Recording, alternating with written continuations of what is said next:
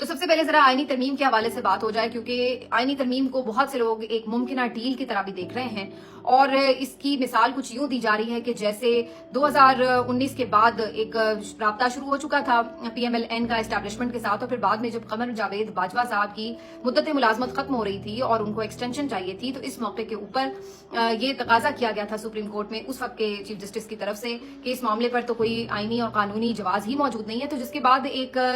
قانون سازی کرنا پڑی تھی، اور اس قانون سازی کے لیے پھر پاکستان تحریک انصاف ہی نہیں بلکہ پی ایم ایل این نے بھی مل کر کھڑے ہو کر باادب قمر جاوید باجوہ صاحب کی ایکسٹینشن کے حق میں ووٹ دیا تھا۔ اب بہت سے لوگ اس بات کو انڈرسٹینڈ کرتے ہیں اور یہ سمجھتے ہیں کہ یہ بیسیکلی ایک جو ڈیل یا بات چیت ان سے پہلے سے ہی چل رہی تھی، یہ اسی کا ایک شاخسانہ تھا، کیونکہ ہم نے دیکھا کہ میاں صاحب تو خیر اس سے پہلے ہی واپس لندن جا چکے تھے جیل سے نکل کر، کیونکہ بات چیت تو پہلے سے ہی چل رہی تھی، لیکن جب یہ معاملہ ہوا کہ انہوں نے ایکسٹینشن کے بدلے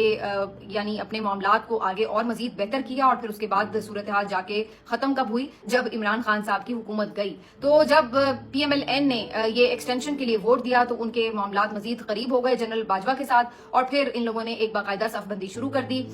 اس معاملے کے اوپر کہ جو عمران خان صاحب کی حکومت ہے اس کو کیسے گرانا ہے، اور پھر اس کے ساتھ ساتھ اپنے مختلف معاملات کے حوالے سے بھی، کیسز کے حوالے سے بھی انہیں دیکھتے ہی دیکھتے ریلیف ملتا چلا گیا۔ مریم نواز صاحبہ بھی آپ کو پتا ہے کہ ضمانت کے اوپر کھلے عام گھومتی پھرتی رہی، انہیں بھی دوبارہ کسی نے نہیں پکڑا، حالانکہ ان کا کیس اس وقت ختم نہیں ہوا تھا، تو کافی کچھ یہ پھر ہمیں پی ایم ایل این کے دن بدلتے ہوئے نظر آ گئے اس ایکسٹینشن کو ووٹ دینے کے بدلے۔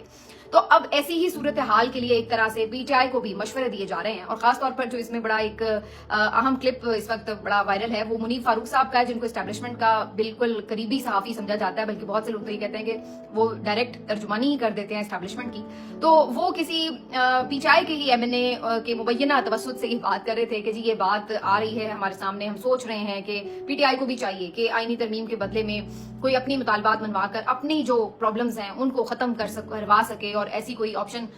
کچھ لے کچھ دے، یہی بیسیکلی سیاست ہے اور وغیرہ وغیرہ۔ تو اس طرح کے الفاظ میں اس کو عام طور پر ویسے ہم تو ڈیل ہی کہتے ہیں کہ بھائی ہم آپ کو ایکسٹینشن کے لیے ووٹ دے دیں، قاضی صاحب بھی رہیں، آگے آرمی چیف کو بھی اگلے سال جانا ہے تو ان کو بھی ایکسٹینشن مل جائے، اور بھی سب لوگ جو رہنا چاہتا ہے اس اپنے اپنے عہدوں پر ان سب کو ایکسٹینشنیں مل جائیں، اور بدلے میں پی ٹی آئی کو بھی تھوڑا بہت ریلیف دے کر کسی بھی حوالے سے تو ان کے ساتھ معاملات طے کر لیے جائیں۔ تو اس طرح کی کوئی بارگین کرنے کی کوشش بھی شاید پی ٹی آئی سے اب کی جائے گی۔ حکومت نے تو آج فارملی بھی پی ٹی آئی سے کہا ہے کہ جی آپ مسودے پہ غور کریں۔ اب پی ٹی آئی جو ہے وہ ایک ظاہر ہے یہ تو نہیں ہے کہ وہ اٹھا کے مسودہ پھینک دیں گے یا کہیں گے جی ہم نے غور نہیں کرنا، لیکن انٹرسٹنگ بات یہ ہے کہ پی ٹی آئی مولانا کے ساتھ بھی انگیج ہے، حکومت کی بھی آج انہوں نے بات سنی ہے۔ مولانا صاحب ترامیم تو چاہتے ہیں، لیکن اب چونکہ ترک کا پتہ ان کے ہاتھ میں آیا ہوا ہے، ان کے ووٹ بڑے قیمتی ہیں، تو اب وہ چاہتے ہیں کہ کم اسٹرینتھ کے باوجود اپنے شرائط اور اپنے جو یعنی ان کے نظریات ہیں اس کے مطابق ترامیم ہو سکیں۔ تو اب یہ گیم جو ہے وہ کمپلیکس بھی ہو گئی ہے، اور اس کے ساتھ ساتھ مولانا یہ بھی چاہ رہے ہیں کہ پی ٹی آئی کو بھی آن بورڈ لیں اور ان کو بھی ترامیم میں شامل کریں۔ اب سوال یہ پیدا ہوتا ہے کہ پی ٹی آئی کیا ان ترامیم کے حق میں ووٹ کر سکتی ہے، بھلے اس کے بدلے انہیں کوئی ریلیف بھی مل جائے عمران خان کے کیسز کے حوالے سے، یا جو اوور آل ایک ان کے ہر وقت کریک ڈاؤن کے اوپر جاری رہتا ہے اس کے تناظر میں۔ تو جہاں تک میرا خیال ہے تو مجھے تو یہ صرف ایک ٹریپ لگتا ہے جو پی ٹی آئی کے لیے کیا جا رہا ہے، کیونکہ ایک دفعہ اگر یہ ایکسٹینشنز اور یہ سارا سیٹ اپ برقرار رہا تو کبھی بھی جو ان کے سیاسی حریف ہیں، مخالفین ہیں، وہ یہ چیز برداشت نہیں کریں گے کہ پی ٹی آئی کو کوئی ریلیف ملے اور ان کو اس حوالے سے کسی بھی طرح سپیس مل سکے اور ان کا یہاں سے جو ہے وہ بستر گول ہو جائے۔ دوسری طرف پی ٹی آئی کو بھی یہ سوٹ نہیں کرتا، اس کی وجہ یہ ہے کہ پی ٹی آئی کو بھی معلوم ہے کہ انہوں نے ایک جدوجہد کی ہے، اور انہوں نے جب اس سے پہلے کئی موقعوں پر انہیں ڈیلز آفر کی گئی تو اس وقت ڈیل نہیں کی، تو اب وہ ڈیل کیوں کریں گے؟ اب تو بظاہر انہیں لگ رہا ہے کہ کیسز بھی بالکل اپنے منطقی انجام تک پہنچ چکے ہیں، اس وقت حکومت اور اسٹیبلشمنٹ بالکل پی ٹی آئی کو جو ایک کارنر کرنا چاہتے تھے اس میں وہ ناکام ہوئے ہیں، تو اب تو وہ ایک ایسی پوزیشن پر ہیں کہ جو ان کو فتح کے قریب نظر آ رہی ہے، تو اس وقت انہیں کیا ضرورت پڑی ہے کہ وہ ان کو کوئی لائف لائن دے دیں اور کوئی ڈیل کر لیں۔ اور تیسری بات یہ کہ یہ سب سے بڑی نظریاتی ان کی ایک میرا خیال ہے جنگ ہارنے کے مترادف بات ہوگی، کیونکہ اسی چیز کے لیے تو وہ ہمیشہ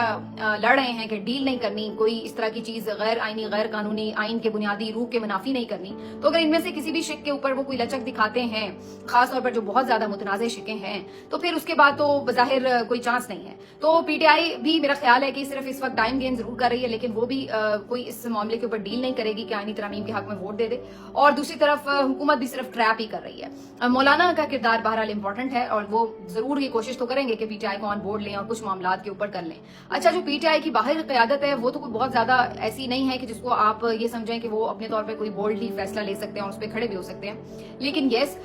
उनकी क़यादत में सलमान अकरम राजा साहब जरूर मौजूद हैं, जो कि आईन और कानून के ऊपर दस्तरस रखते हैं और बड़ी बारीकबीनी से मामलात को देखते हैं। तो चूंकि वो अब बाहर हैं और सेक्रेटरी जनरल भी हैं पीटीआई के, तो मुझे लगता है कि बजाय पीटीआई के मामलात इन हवालों से बिल्कुल सेफ हैंड्स में है। तो अगर कोई ये खदशात या तहफुजात पैदा कर रहा है कि पीटीआई कोई डील कर लेगी इस हवाले से, तो मेरा ख्याल है कि सलमान अकरम राजा साहब का वहां मौजूद होना इस बात का इंदिया है कि ऐसी किसी चीज पे कम अज कम वो कॉम्प्रोमाइज नहीं करेंगे जो बुनियादी आईनी जो रूह है उसके खिलाफ हो। उनका मौजूद होना ये साबित करता है कि अगर वो कोई तरमीम करते हुए हैं या किसी तरमीम की तरफ सोच विचार भी होती है तो वो यकीनी तौर पर आइन से मुतसादिम नहीं हो सकती। लेकिन यहाँ पर फिर एक और सवाल भी है, वो ये कि